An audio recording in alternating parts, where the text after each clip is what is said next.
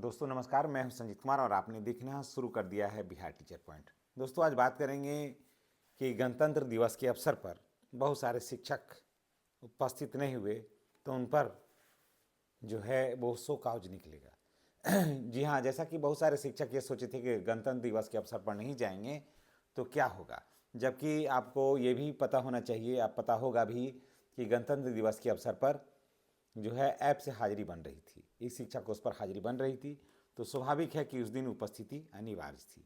अगर आप गणतंत्र दिवस के अवसर पर आप विद्यालय नहीं गए हैं या उस कार्यक्रम में भाग आपने नहीं लिया है, हाजिरी आपने नहीं बनाया है, तो उसके लिए आप तैयार रहिए। निश्चित रूप से वो बात जो है वो पदाधिकारी जो हैं वो संज्ञान में ले लिए हैं और निकाला जा रहा है कि उसमें क्या कुछ होगा। हो सकता है कि आप पर स्पष्टीकरण भी निकलेगा, कारण कि बहुत सारे ऐसे शिकायत मिले हैं कि बहुत सारे विद्यालयों में जो है वो शिक्षक गणतंत्र दिवस के अवसर पर उपस्थित नहीं हुए तो हो सकता है कि उनका कुछ निजी मजबूरी रही होगी, तो क्या उन लोगों ने छुट्टी लिया है या सूचना दिया है या क्या कुछ है, तो इसकी जानकारी देना होगा। ये ऐसा कहना कि वो लोग जानबूझकर अनुपस्थित थे तो ये नहीं कहना उचित नहीं होगा, लेकिन अब क्या मजबूरी रही हो है जिसकी वजह से गणतंत्र दिवस के अवसर पर वो लोग उपस्थित नहीं हैं, तो इस पर समीक्षा की जा रही है। और जो लोग किसी कारणवश परेशानीवश भी हो सकता है कि जो अनुपस्थित हो गए गणतंत्र दिवस के अवसर पर, तो उनसे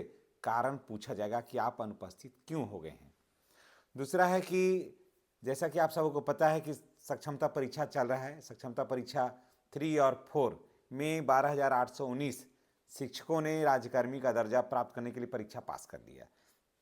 तो 12,819 शिक्षक राजकर्मी बनने के लिए वेट कर रहे थे, तो उनके लिए जारी हो गया है और वो डेट जारी हो गया 6 से लेकर के 11 फरवरी तक। वो अपना काउंसलिंग जो है वो अपना DRCC जो उनका ऑफिस होता है वहाँ जाकर के जिला स्तर पर वहाँ जाकर के आप करवा सकते हैं, या फिर जो जिला से निर्धारित निर्देश हुआ कि आपको कहाँ जाकर के कराना है तो वहाँ जाकर के वो लोग करवा सकते हैं। और उसके बाद ये लोग नियोजित से फिर ये लोग विशिष्ट बनेंगे, यानी कि राजकर्मी का दर्जा इनको हासिल हो जाएगा।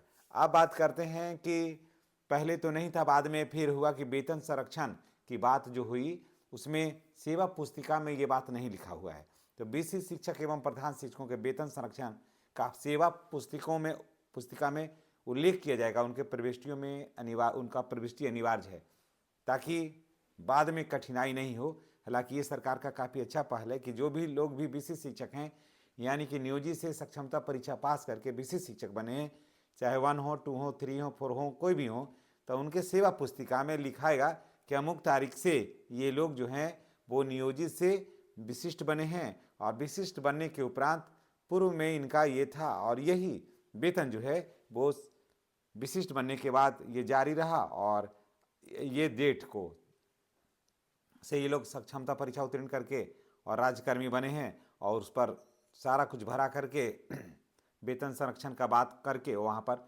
फिर साइन मुहर हो जाएगा। उसके बाद फिर ये पक्का हो जाएगा।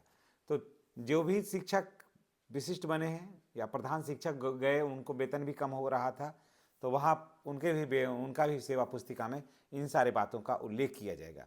तो दोस्तों चलिए इसी के साथ हम आपसे विदा लेते हैं। क्या आपकी सेवा पुस्तिका में वेतन संरक्षण की प्रविष्टियाँ हुई है या नहीं हुई है तो कृपया करवा लीजिएगा। और लेटर भी सब जगह से निकल रहा है और ये कैंप लगा करके भी हो सकता है कि हो जाए। चलिए इसी के साथ हम आपसे विदा लेते हैं। नेक्स्ट वीडियो में हमारी और आपकी फिर मुलाकात होगी।